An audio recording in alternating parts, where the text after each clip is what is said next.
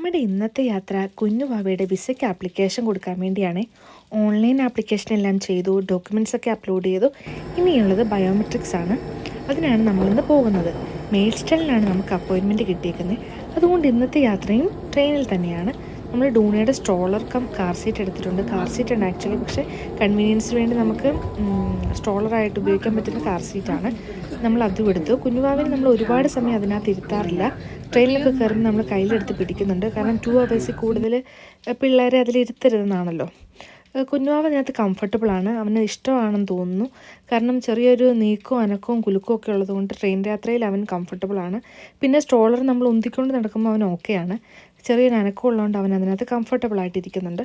നമ്മൾ ട്രെയിൻ യാത്ര ഇഷ്ടപ്പെടുന്നവരാണ്. കാഴ്ചയൊക്കെ കണ്ട് നമ്മൾ പതുക്കെ അതിനകത്തിരുന്ന് പോകും. ഓക്കെ ആയിരുന്നു യാത്ര.